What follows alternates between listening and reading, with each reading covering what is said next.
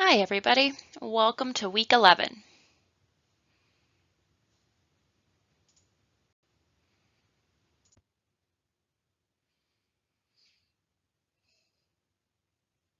Week 10, we took a little detour so that we could cover evaluation planning since that material is certainly related to and helpful for your final papers. For week 11, we're getting back on course, rounding out our extensive coverage of the 5 standard types of program evaluation and approaching the end of the course.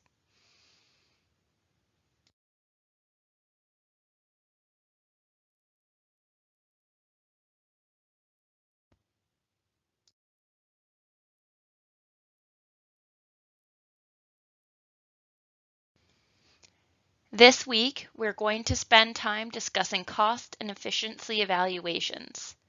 While this type of evaluation often logically falls after an impact evaluation, it doesn't have to.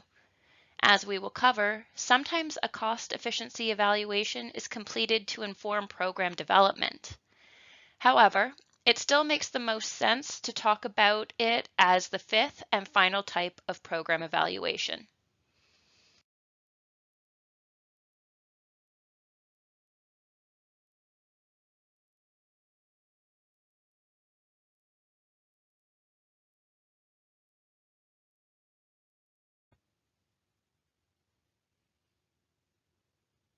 So let's dive right in and start talking about assessing the economic efficiency of programs. Logically, even if a program performs well in an impact evaluation and evidence indicates that it achieved the objective of positively changing the social condition experienced by the program beneficiaries, if it costs too much, it may not be feasible to continue or it may not be sustainable in the long term. As such, evaluators are often tasked to assess the costs in relation to the program impacts, or in other words, the value for money. There are a few main goals of these types of evaluations. One is asking the question of whether the program is worth the money and resource expenditure. At the root of these often complex analyses are the program's benefits, meaning the direct and indirect positive outcomes that we always hope to evidence through our impact evaluation, in relation to its costs, the direct and indirect inputs, including money, time, and other resources that are required to run the program effectively. Another question often asked by this type of evaluation is whether this is the best use of our often limited resources. Rarely do governments or community agencies operate with an unlimited budget. These evaluations are important then to decision makers who may be determining the initiatives that are worth devoting often limited resources to, as well as to those who are deciding whether a program should continue or not. A third question often asked by this type of evaluation is whether we can achieve or obtain an acceptable impact through a less expensive program. Sometimes there are multiple interventions available. The best program may come with a significantly larger price tag. Decision makers will be interested in determining where they can find the most benefit for the least amount of money. If another program offers comparable results for a less or a cheaper price tag, that may be the program that they run with. Finally, we're also asking, what is the wider cost impact on society? Rather than only looking at how much the program itself costs relative to the impact on the beneficiaries, another angle to look at is whether the outcomes will produce overall economic effects that are ultimately beneficial to the community or that save money through other means. This could look like employment training, which would return more individuals to the workforce, generating incomes, spending money, and impacting the economic well-being of the community. It could also look like decreases in criminality, which not only reduce the number of people needing to be housed in jails or supervised by probation officers, but also would impact the cost of crime in the community. For example, reducing property crimes can reduce the need to fix broken windows, paint over graffiti, clean up after squatters and trespasses, etc., ultimately resulting in cost savings on that front for the community. Ultimately, as cold as it may sometimes sound, the program that is likely to get the most support for continuance is the one that provides the most bang for the buck or the most impact for the given level of expenditure. We achieve evidence of this through two primary means. The first approach are cost-benefit analyses, which produce a monetary result regarding a program's economic efficiency. These will compare the cost of running the program against the money saved in other areas because of the results of the program. Go back to our property crimes. If our program costs, say, $10,000 to run, but results in $45,000 saved by our city due to the reduction in property crimes, there are indicators that the program may have good value for the money. The second approach are cost effectiveness analyses, which produce results for a program's economic efficiency in more substantive terms.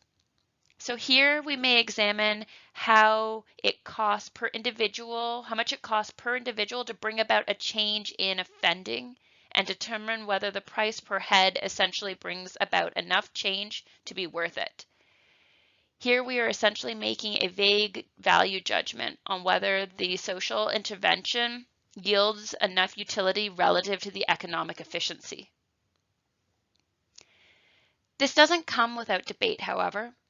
While on the practical level, such judgments are important for decision making and accountability, some would argue that it's not always appropriate to put a price tag on social benefits. Debates surrounding this are generally comprised of questions about inadequacies in methodology, the qualitative impact of a program that may not always be reflected quantitatively or numerically, or resistance to an evaluation which may undermine long-held faith in an entrenched program's effectiveness and efficiency.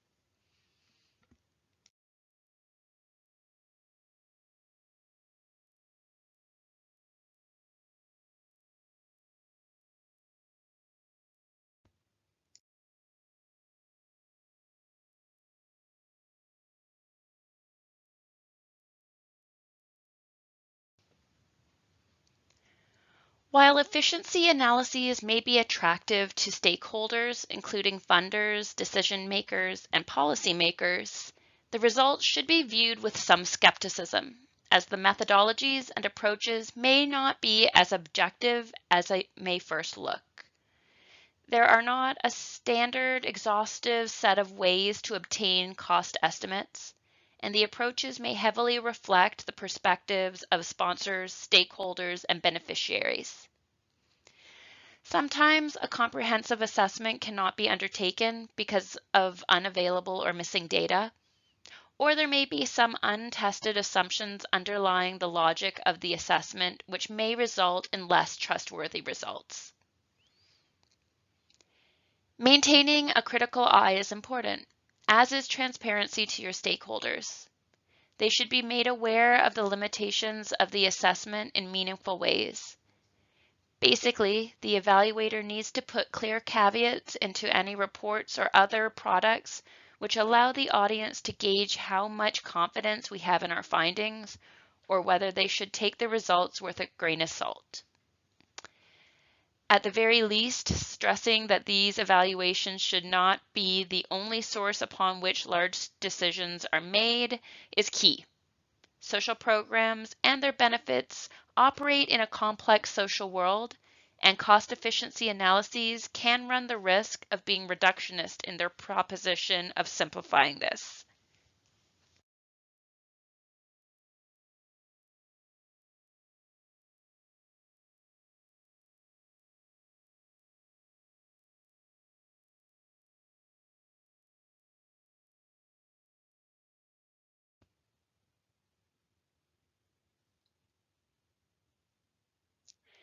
Timeline-wise, there are two opportune times that efficiency analyses are often undertaken.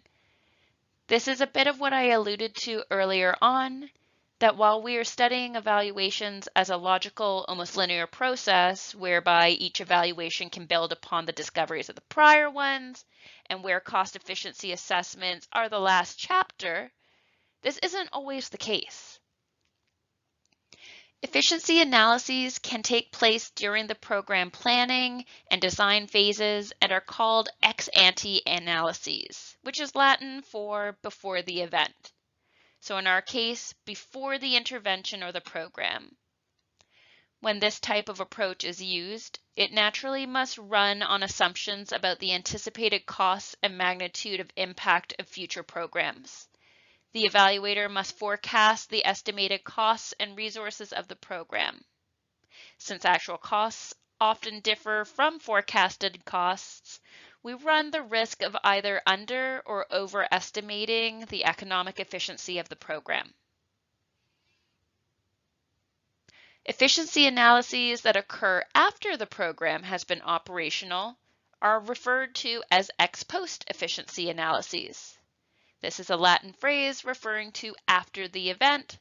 So again, in our case, after the program or after the intervention has been demonstrated to be effective in an impact evaluation. When completed at this stage, we can gather data to inform the costs of the program. So why would we want to complete our efficiency analysis before the program has been made operational? It can seem a bit counterintuitive to compare the costs and benefits before the program is running and before we know the true impact and true costs. Ex ante efficiency evaluations are often used when we know that the program will likely be difficult to abandon or pull the plug on once it has been put into place, or for ones where the implementation of the program relies on a highly complex set of partnerships, extensive commitments by many parties and organizations, and a host of permanent resources. Sometimes we need to make these judgment calls ahead of the program's launch because once we get the program running, it's expected that it will be difficult to pull back or change course. In these cases, often we will be comparing the program against alternative options so that ideally the best value for the money is picked.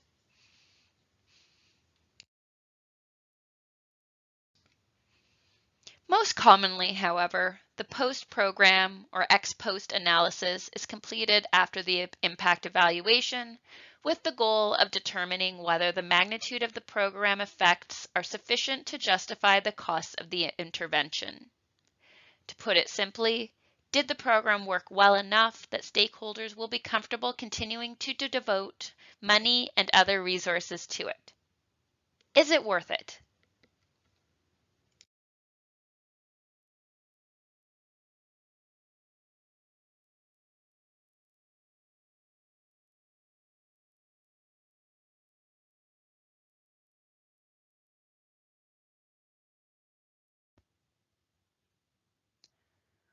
While often of high importance to stakeholders, evaluators are less likely to pay attention to the costs associated with a program.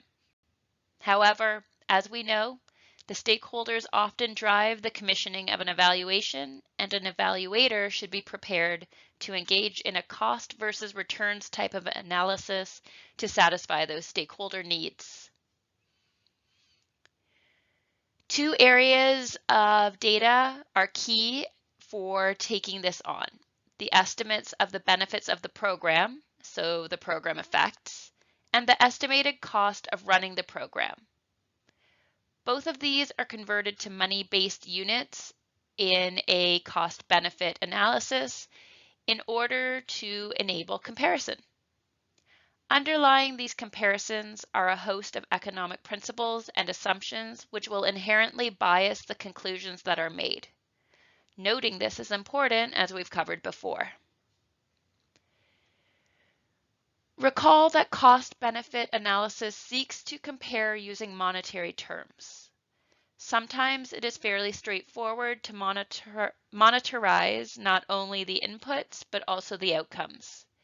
This is particularly true if the program focuses on a technical target, say reducing heating costs in the winter months in a cold climate. The outcomes from such a program already lend themselves to being defined in a monetary unit. Social programs, however, very often do not yield such easily monetarized units. How does one place a monetary value on something such as social cohesion, sense of belonging, or even a somewhat more tangible concept like literacy? As such, cost-effectiveness analyses are often preferred as the most appropriate approach for social programs. In this approach, we will monetize the program's inputs, such as staffing, buildings, and other resources, but leave the outcome in its original units of measure.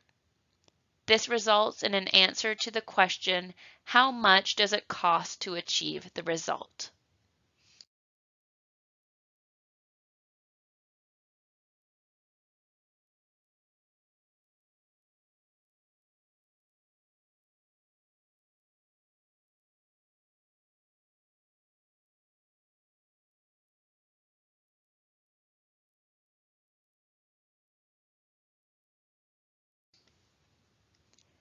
Regardless of whether a cost-benefit analysis is undertaken or a cost-effectiveness approach is used, a component common to both is estimating the costs.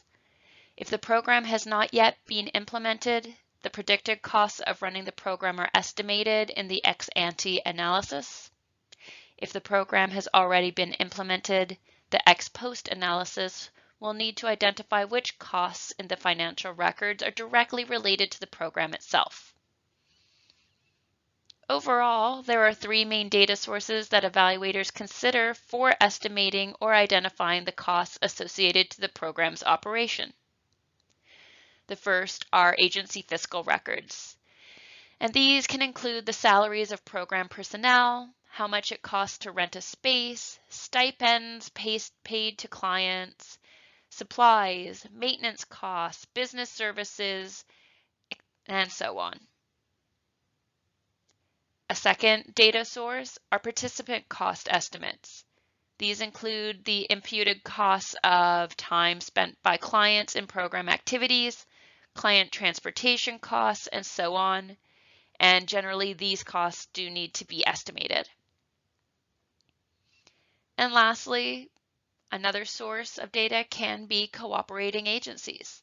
If a program includes activities of a cooperating agency, such as a school, health clinic, or another government agency, the costs that are accumulated may be obtained from that agency's data set.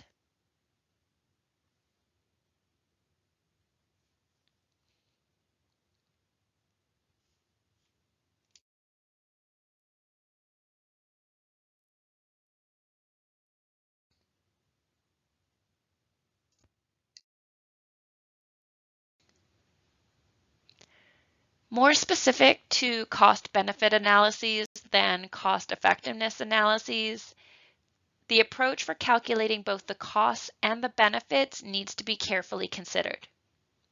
A single perspective needs to be decided upon and used consistently. Mixing of accounting perspectives leads to problems, including double counting or confused specifications. There are common accounting perspectives that are used in these cases, and we're going to cover the three main ones. The first is to take the perspective of the individual participants or target populations. This perspective focuses on those receiving the program services, the program beneficiaries. This can be at the individual person level, or it can be at the organizational level. In this perspective, we might compare the cost incurred by participants against the gain that they reap from the program. Since often program costs are not actually borne by the participants, other than perhaps time or costs associated with participation like childcare or transportation, these analyses can produce high returns or benefits for the costs of participation because the clients often do not have to contribute a lot in the way of costs. And so when we're looking at the ratio of cost to benefit, if their costs are low, but their benefits are high, we're seeing those high returns.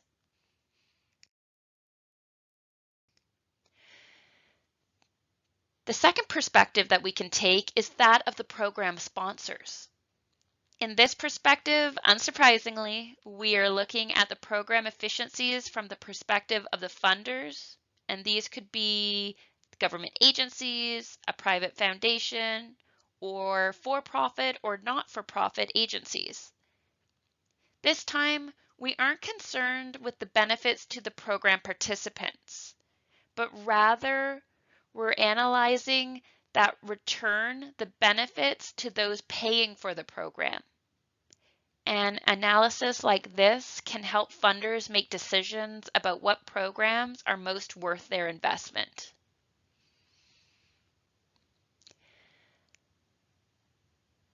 The last common perspective that we can take in a cost-benefit analysis is the communal or social accounting perspective, which is possibly the most comprehensive of the three accounting perspectives because we're looking at the whole here.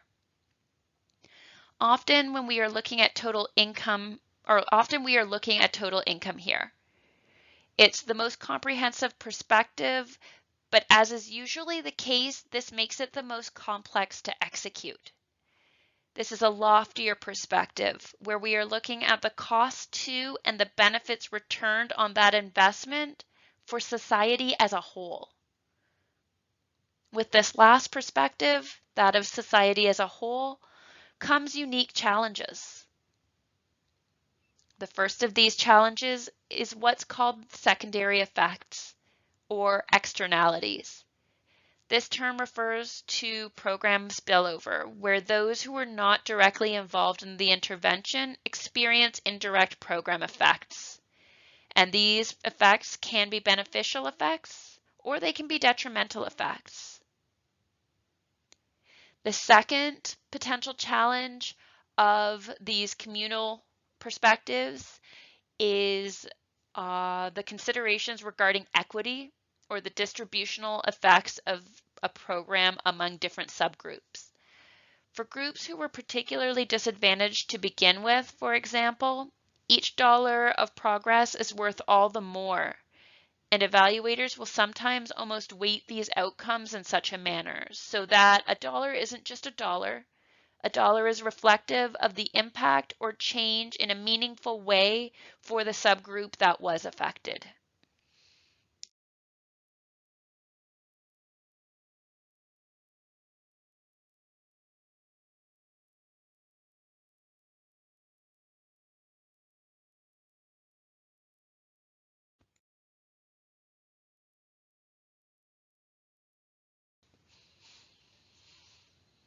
As we discussed briefly earlier, many social program outcomes are not easily measured in economic terms. Reductions in criminal offending, loneliness, or intimate partner violence, or increases in literacy, perceptions of safety, or sense of belonging are hard to translate into monetary terms.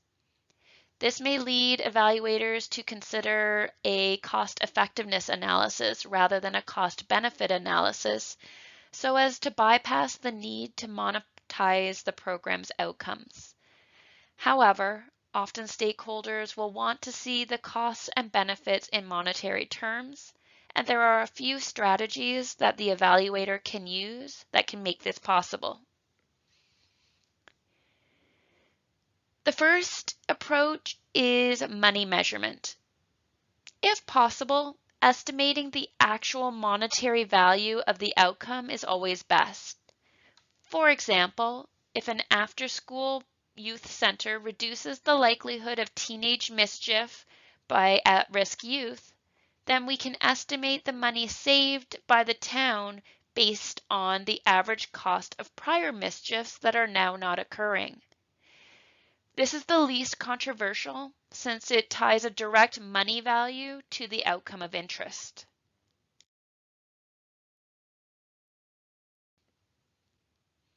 A second approach is market valuation.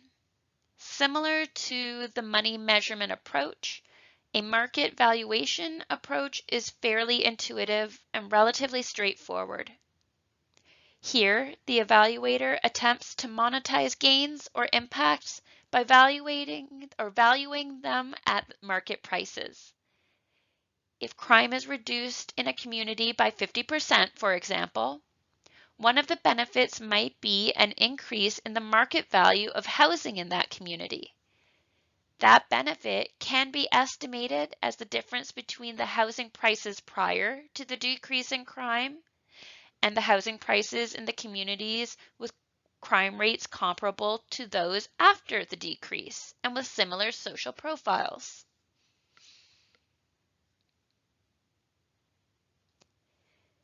A third approach, and one that is getting a little more complex, are econometric estimations. In this approach, evaluators use a statistical model to estimate the independent influence of that program's impact on some domain of economic activity. For example, one of the benefits of reduced crime might be an increase in tax receipts from more business revenue. However, there are many other factors that can influence business revenue. An econometric analysis might then be conducted with data on tax revenues and the factors expected to influence them from multiple communities with varying crime rates. That analysis would be structured to estimate the differential in tax revenues associated with different crime rates, net of the influence of the other factors unrelated to crime rates that influence those revenues.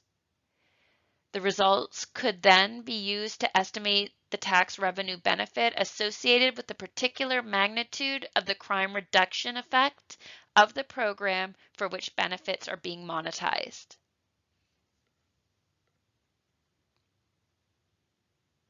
A fourth approach involves asking hypothetical questions. It's a rather problematic approach, and it's sometimes used to estimate the value of intrinsically non-monetary benefits by questioning the recipients of those benefits, so your program participants. Here, we are essentially asking the beneficiaries what they would value the impact as, which, as you can imagine, can yield wildly different results due to the subjective natures of the approach. For instance, a program to prevent dental disease may decrease participants' cavities by an average of 1 by the age of 40. That effect might be monetized by surveying participants about how much they think it's worth to have an additional intact tooth at that age, or perhaps how much they would be willing to pay for that outcome. Such estimates are inherently subjective and often speculative, and thus open to skepticism.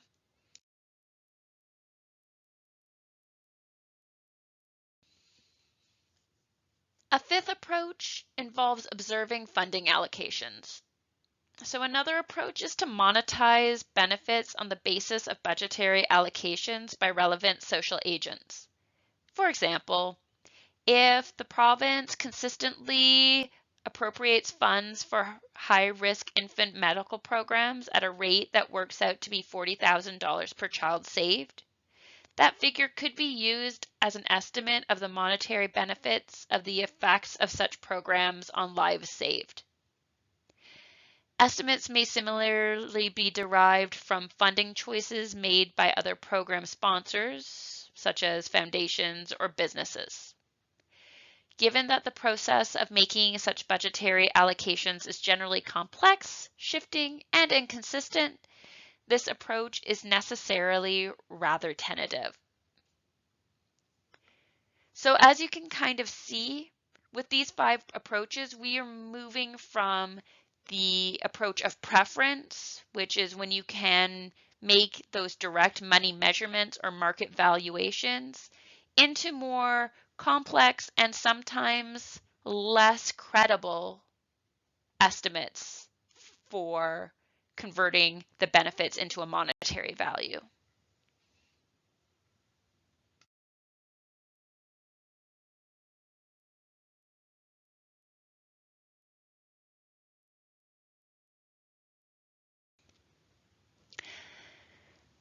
Just as we need to estimate the value of the benefits of the program, so too do we need to measure the costs of the program. This data includes information about salaries, the cost of renting or leasing physical space, utilities like electricity or water, etc. This data is often kept for administrative purposes, but it can often be extracted for the evaluator to use. The key is to drill down the expenses directly related to the program. If, for example, the organization provides overall salary information, the evaluator will need to specify that it is for the program personnel in relation to their activities and time spent on the program.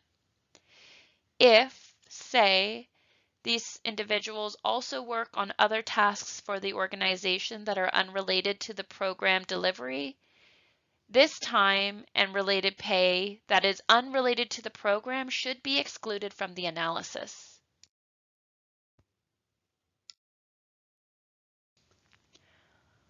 When all of the estimations and adjustments are made, the final step involves comparing the total costs with the total benefits to arrive at a judgment call for the value of a program. There are a few different comparison approaches that can be used, and the choice is heavily reliant on the purpose for the evaluation. The simplest and most intuitive of these options is simply subtracting the costs from the benefits. The results of this can be expressed as the difference in dollars or other currency, or it can be expressed as a ratio of the benefits to costs. If what we've talked about today sounds particularly business-like and a little less like the narratives common to social studies, it's because cost-benefit analyses really are speaking to the business side of running a program, which is often a primary lens for many of the program stakeholders. So what happens when the program costs more than the benefits it produces? Such negative cost-benefit relationships can and do occur. In these cases, sometimes this provides evidence that the program does not have justification for continuing. In other cases, it can still indicate that the program is socially important and can and should be continued. Sometimes a problem or a need area is so great or so complex that the cost of effecting change in it will almost always outweigh the benefits. But that doesn't mean that we should just abandon the need area or the people experiencing it. Sometimes it's not about more benefit than cost, but rather justifying that the benefit is still worth the greater costs.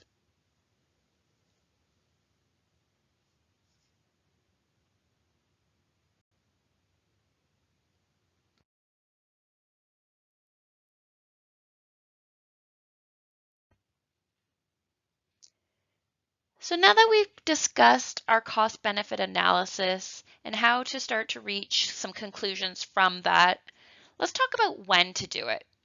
And I want to talk for a second just about when it's most appropriate to do an ex post cost-benefit analysis, or the post-program cost-benefit analysis. So there's basically 5 prerequisites that should be met for determining whether it's appropriate to do a post-program cost-benefit analysis. Use this as a checklist, and they're fairly intuitive. The first is that the program has separable funding. So its costs can be separated from those incurred by other activities. The second criteria is that it is beyond the developmental stage. So we need to be beyond just conceptualizing and developing the program. There needs to be a belief that the program is bringing about effects that are significant.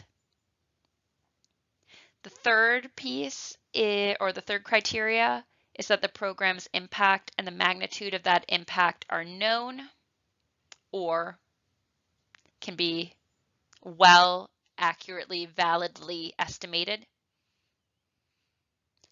This can come from a pilot evaluation. This can come from a fulsome impact evaluation. This could come from a slow phased rollout of the program with ongoing monitoring of impact. Either way, we need to have data and accurate data on that impact. The fourth criteria are that the benefits of the program can be represented in monetary terms. So if you remember, cost-benefit analyses need to have both the cost and the benefit articulated in monetary terms. And the fifth criteria is that the results can be expected to interest decision makers. So we need to have an audience that might be considering alternative programs, or they might be looking at whether to continue, expand, modify an existing program. These are the people that we're speaking to. And if they don't need this information, then chances are we don't really need to do a post-program cost-benefit analysis.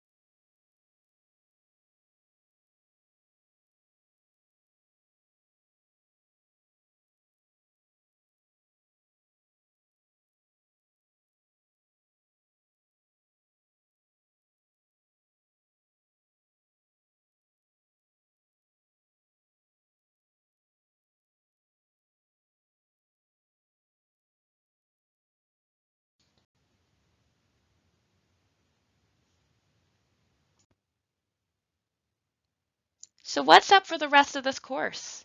Next week is week 12, the final week of our semester. I have a fairly simple approach for next week. We're not going to dive into anything earth-shattering. I'm going to prepare and deliver a short lecture on the Chapter 12 material. I'm going to spend a bit of time on the final exam review, and if you paid attention so far, it's not going to be anything that surprises you. It's going to be very similar to how the midterm was run. We'll do some course wrap-up and housekeeping, and that's going to include an encouragement to do the course evaluation. So I believe those have all been emailed to you and they're done online. So I would highly recommend that. I'd love to get the feedback, the good, the bad, and the ugly. And remember, the final paper is due. So 11:59 p.m. Tuesday, April 2nd via Blackboard. Please submit your paper. Please upload it as a PDF, not as a docx or other format. A PDF is the best because it preserves the formatting as you intended, and it ensures that what I'm seeing on my screen is exactly what you intended me to see. If you haven't reached out for an extension but would like one, please email me and justify your concerns. And if you don't, just remember that if you are late, you will be subject to the small penalty daily that is outlined in the course syllabus. So I'm really excited. We've made it. We made it through the content. We made it through the delivery. And we're about to wrap up this semester. So I know a lot of you are busy. Focus in on what you need to get done, and I will see you next week.